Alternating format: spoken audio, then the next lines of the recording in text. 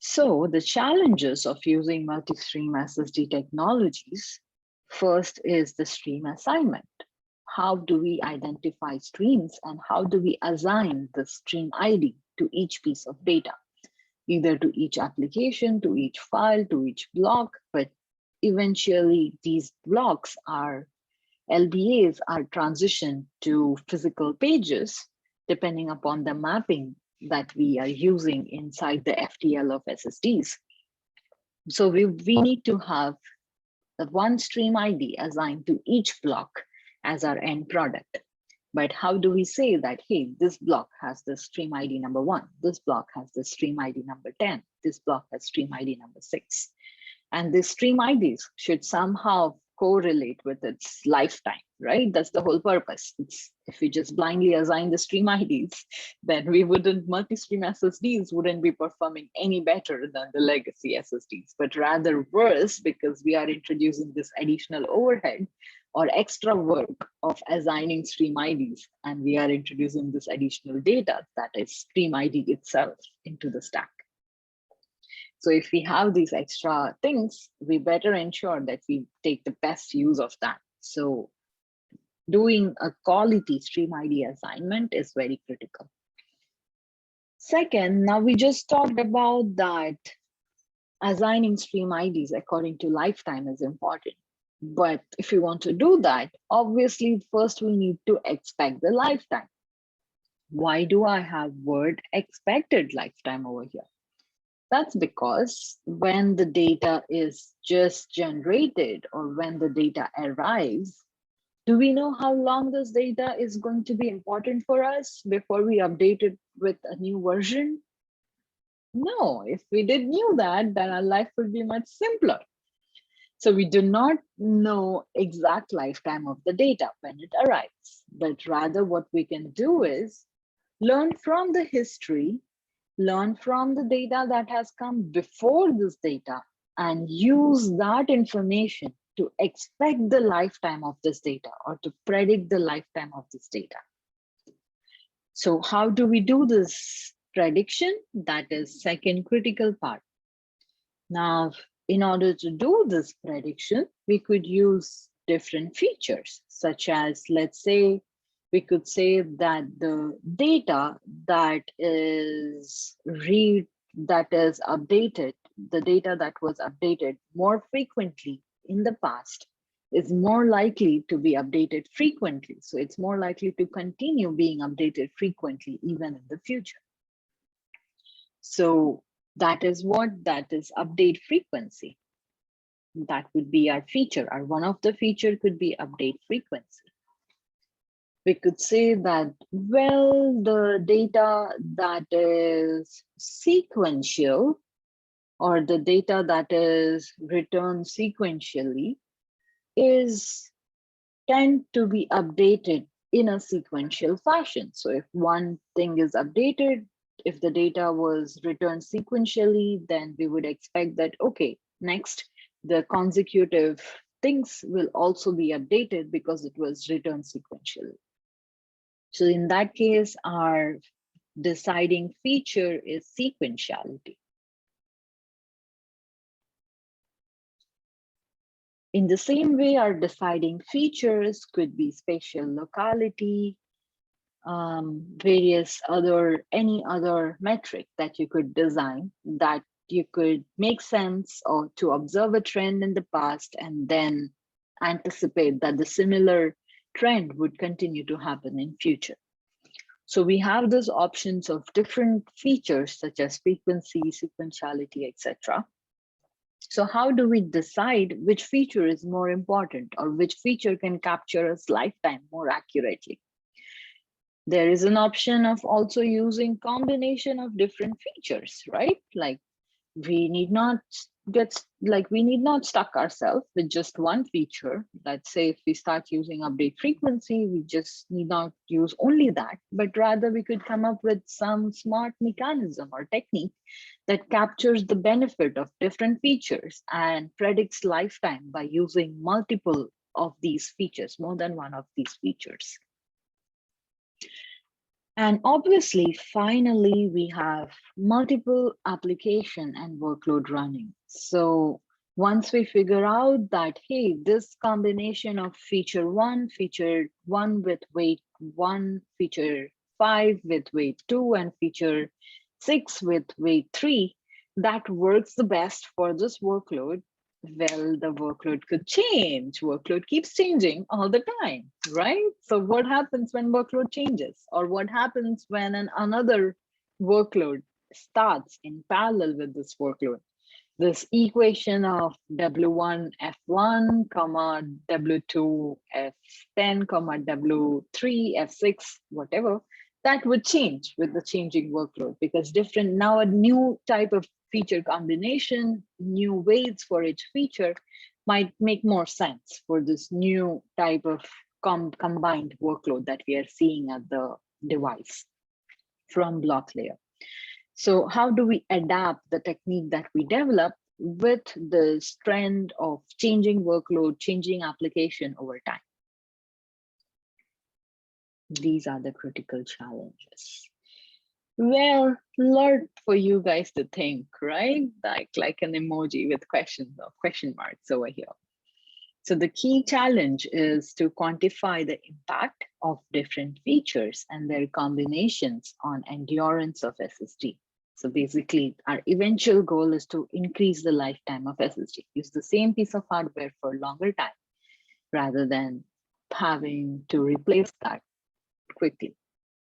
So how do we quantify the impact of different features that we just discussed on the eventual lifetime of SSD?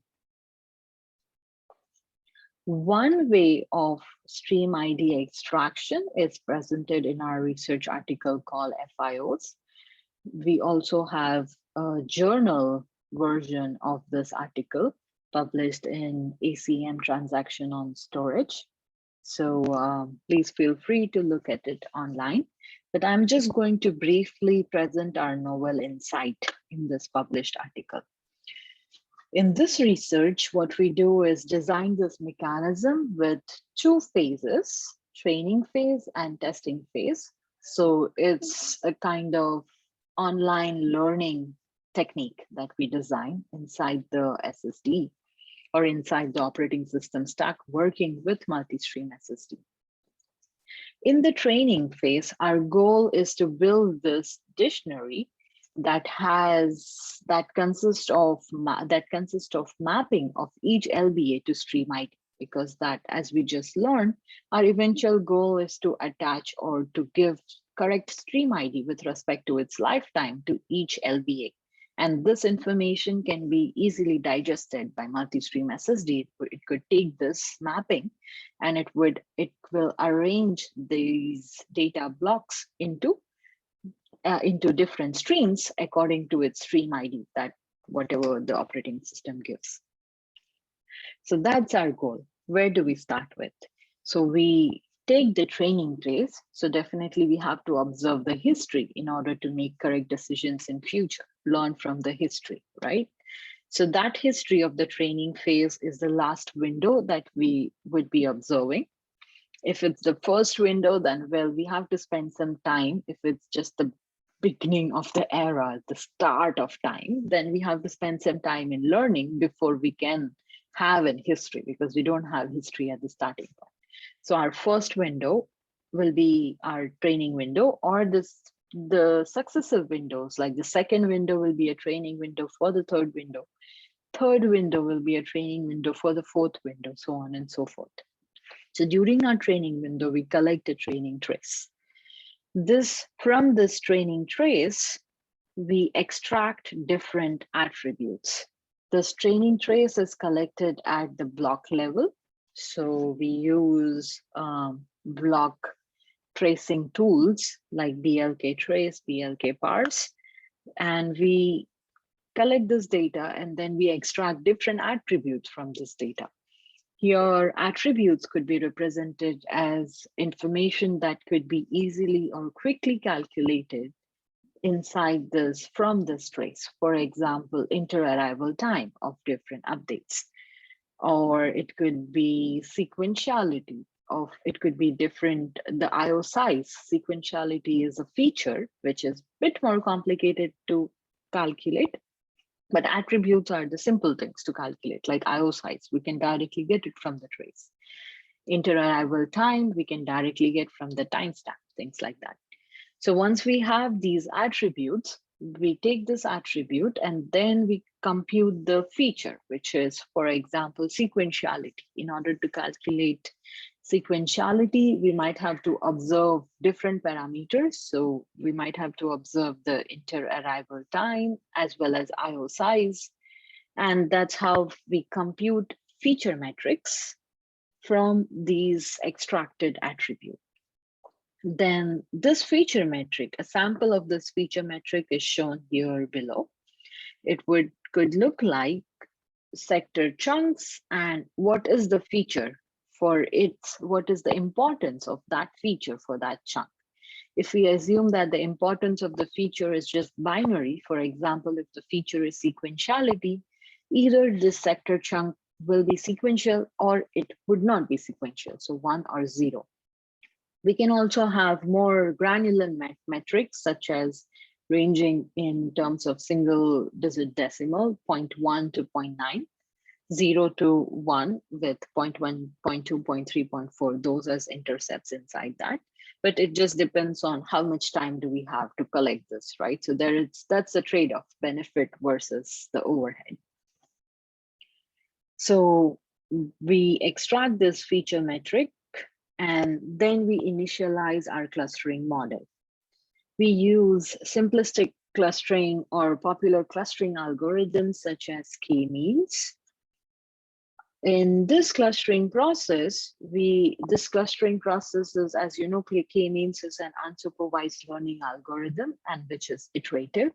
So this clustering process iteratively takes this feature metric, and each feature metric, the row ID of our feature metric is either LVA or sector chunk, right? So it takes this information, and the output of this clustering algorithm is it groups different sector chunks or LVAs into different clusters, and each cluster could be represented as the data points that have similar predicted lifetime. So then from this information of nicely clustered data, we could extract or we could get the output to construct this dictionary, which is LVA or sector chunk to stream ID mapping. Then in the testing phase, which is the successive window of whatever the history that we observed and learned from that, the successive window of that, in the testing phase, we take this dictionary that has LBA or sector chunk to stream ID mapping. When new data comes, in the testing phase, we have new data that arrives. We look up into the dictionary. Now, every disk, every SSD has fixed number of LBAs into that, depending upon the capacity of that SSD. Also, if we group multiple LBAs into a sector chunk, just to reduce our mapping data, even then we would have still fixed number of sector chunks because we have fixed number of LBAs. So once we have this dictionary and when we have new data coming, we can definitely look into this dictionary, which has limited number of entries into that. That's equal to number of LBAs depending upon capacity of that disk. And we can assign the predicted stream ID to that data.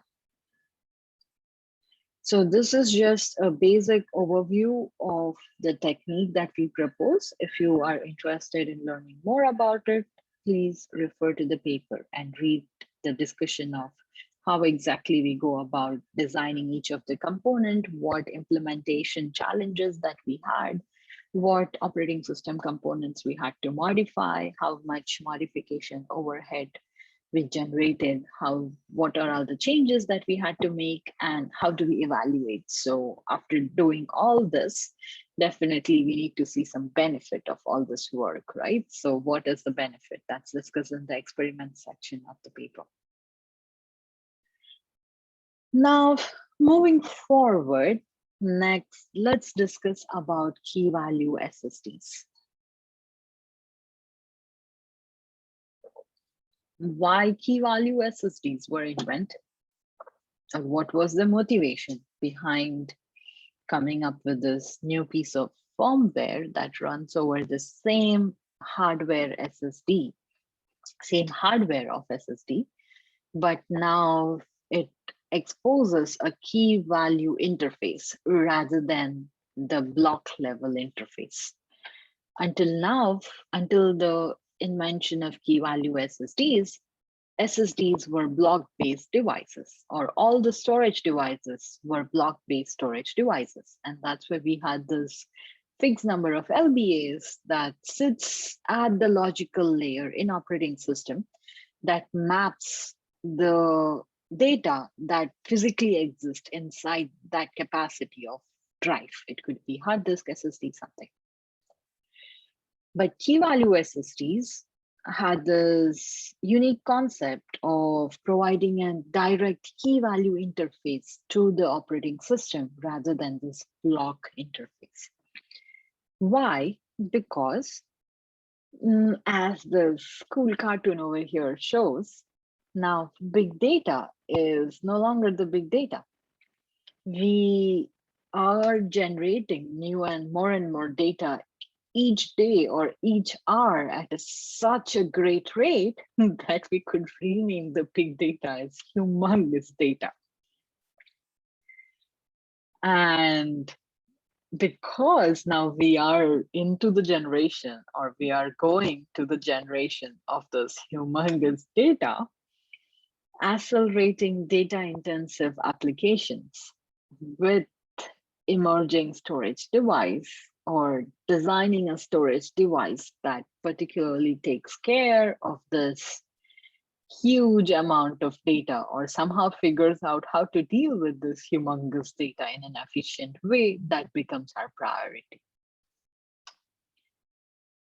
Secondly, we see that persistent key value stores are widely used today in different applications like RocksDB, Cassandra, in different data servers like Minio, Amazon DynamoDB, different like Aerospikes, different web services, Amazon Web Services like S3.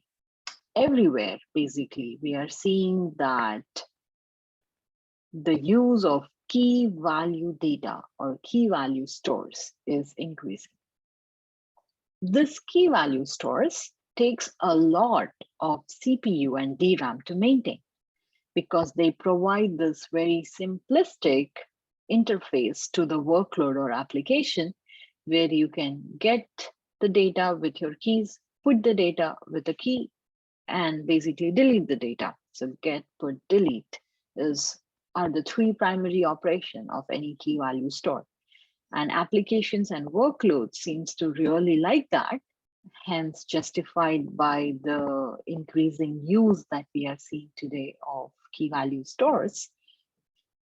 And that's why we have, if we have more and more utility of key value stores, then as a storage system designers, it's our job to think of how can we improve things for key value workloads. And that's exactly what motivated the invention of key value SSDs, where we have this popularly used key value stores. These key value stores are doing a lot of operations at operating system level.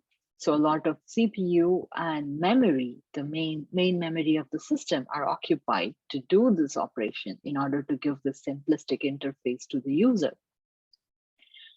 So the idea of key value SSD is, can we help the key value workloads to run better, or can we allow the application or the workload itself to have more CPU and more DRAM, more operating system resources for itself, rather than key value store occupying these resources? And we can move these operations that are done by key value store into the storage device.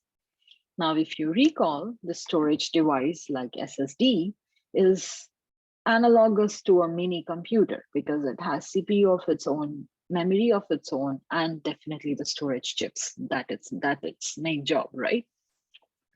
So if we move certain operations from operating system stack, such as managing the operations of organizing this key value data into the storage device, then we can free these resources, and these resources could be better utilized by application to accelerate that, or better utilized by user.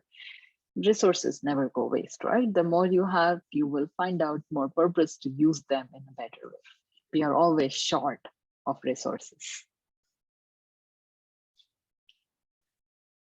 So the key idea is, let's streamline the IO stack with KV-SSDs, and applications can have more resources to itself.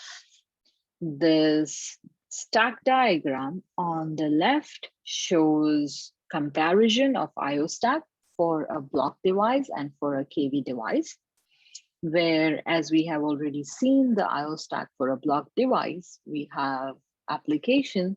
If we are going to run a key value workload, then we would have software key value store sitting over the file system, sitting over the block device layer, block device driver, and that's sitting over the device itself, the physical device. Then in comparison to this traditional block device stack, the newly proposed key value device have this short stack where we bypass the intermediate layers of block layer and file system layer. So application runs over this very lightweight key value API. Now remember, this is not a key value store. It's a lightweight key value API because all the operation that key value store is doing, we would be moving all these operations inside the device, key value device. So with this lightweight key value API interacts with the key value device driver or KV API. That is the firmware that sits over this key value device or KV SSD. On the right-hand side, what I'm showing is a bit more what goes inside the KV SSD, right? So what are different components? How are they organized? What operations are taken care inside KV SSDs? So inside a KV SSD, we would have application would interact with this lightweight key value library as we see in the IO stack. And this lightweight key value API would then interact with the device driver. This device driver is still sitting on the operating system side. This device driver then interacts with the KV SSD. It basically interacts with the SSD DRAM, the memory inside the SSD. Inside SSD DRAM, we manage functionalities of managing the index of where the data is stored inside KV SSD. Now we no longer have blocks, right? So we cannot have the same FTL that we used to use for the block SSDs, because an FTL of block SSD maps blocks, logical blocks, to physical pages or to physical blocks or to physical chunks. But we no longer have logical blocks because we no longer have block layer. So now the job of KV SSD is directly to map application keys that are generated by this KV API into the physical pages inside SSDs. Why does this job become tougher than the before one? Now, we know that blocks, logical blocks, are of fixed size. That's the whole purpose of block layer, which takes this different files of different sizes, packs them into a fixed size LBAs, string of fixed size LBAs. So managing a fixed size LBAs is way more easier versus managing variable size key value pairs. Application can definitely generate variable size KVPs, key value pairs, and now with KV SSDs, this key value pairs needs to be directly managed inside the device And stored into these, still we have those arrays blocks and pages inside the SSD physically, because remember that KV SSD is the same physical SSD, but just with a different firmware running on that. So different piece of software over that physical SSD. So we would have to somehow figure out how to pack this variable key value size pairs, key value pairs with different sizes into those fixed size pages within the fixed size arrays blocks that exist inside the SSD. There are, apart from this data packing challenge, we also have to maintain the index of this data, because if we get a read request or if we get a get request for a key value pair, then we are taking this key down to the device and saying that, hey, give me the value associated with this key.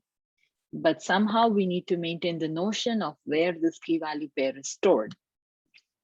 So this is the indexing operation. Index request handler would take the IO request from device driver, and it would transfer that to deliver that to index manager. We have multiple parallel index manager. We can think of it as different threads. And each index manager has its own key hash that it generates from the local hash index. It maintains a local hash index. And it also has a simplistic Bloom filter data structure, which gives us an information about definitely the data does not exist in this index manager or data may exist. If you do not know how the Bloom filter works, then please look it up. It should be at your Google search, should be able to give you sufficient information, because Bloom filter is popular data structure by itself. So once we have this local hash index managed by each index manager, at a point, we would merge these local hash index into global hash index. And this global hash index is basically mapping of where each key value pair is stored inside the NAND flash. Now, whenever the get and put the request to the data happens, then the PRP engine inside SSD will help us to get the data from the actual physical flash page into SSD DRAM and then deliver it to the host DRAM, so that application, the CPU, can use it from the host DRAM.